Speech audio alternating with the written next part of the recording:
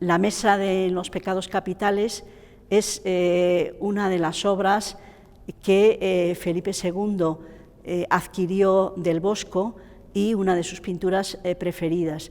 Después de que la donara al Escorial, en lugar de disponerla en alguna de las salas del monasterio o en la iglesia vieja, él la llevó a sus habitaciones personales. En ella se representan de manera absolutamente original esos 7 pecados capitales, un tema que tenía una larga trayectoria desde el mundo medieval, pero que él da una definición absolutamente magistral. El tema principal es el pecado, aparece en medio de esa mesa con una serie de círculos concéntricos, un gran círculo que simula el ojo de Dios, con la pupila representando la figura de Cristo, varón de dolores, que es el Cristo Redentor que tiene que morir para salvar a la humanidad, para limpiar esos pecados de los hombres desde el primer pecado de Adán y Eva. De él sale otro círculo con unos rayos que terminan en ese anillo exterior en el que se desarrollan los 7 pecados capitales. El papel principal de todos esos pecados capitales, el sitio principal lo ocupa la ira.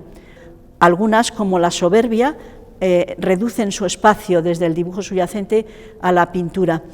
Normalmente la soberbia la encarnaban antes los hombres, pero porque era, ya digo, el pecado que tenían pues muchos de los dirigentes, de los nobles, mientras que aquí la encarna la mujer. La gula, que es uno de los pecados que el Bosco deplora, aparece representado en una familia, coloca en una hornacina ocultísimo ese búho que tantas veces repite y que se convierte casi como en su firma. Es una alusión al pecado, a la maldad.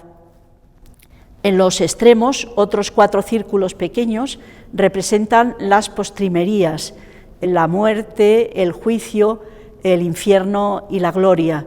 Esta obra ha sido cuestionada recientemente por algunos autores basándose en el testimonio de Felipe de Guevara.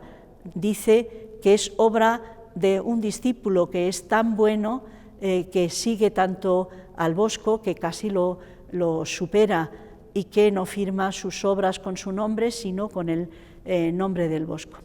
Otro de los aspectos que se ha dicho que no sigue el tipo de obra del Bosco es el soporte, que es un soporte de chopo. Realmente todas las pinturas del Bosco están hechas sobre roble, como en general todas las pinturas flamencas, pero se usaba otro material cuando el destino, el uso de la obra era distinto.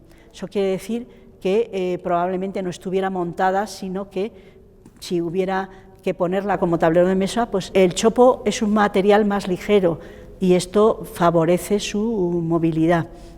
La preparación de creta es igual que todas las pinturas del Bosco, el dibujo subyacente líquido exactamente igual y el trabajo que se hace desde el dibujo subyacente a la superficie es idéntico al de todas las obras del Bosco. La técnica, dibujo subyacente, que varía, esto forma parte de su proceso creativo. En unos lugares pone más modelado, en otros se limita solamente a trazar los contornos y a veces los rectifica, pero la forma de hacer su característico diseño está presente en el dibujo subyacente y, por supuesto, en el tratamiento de la superficie, que es similar al de otras obras.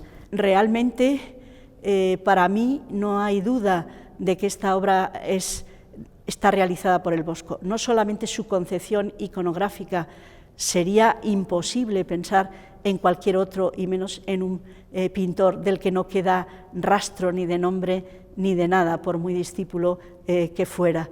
No hay ninguna duda de que esta es una de sus obras maestras y una de sus composiciones que inicia lo que va a ser la gran pintura de género de la pintura del arte flamenco.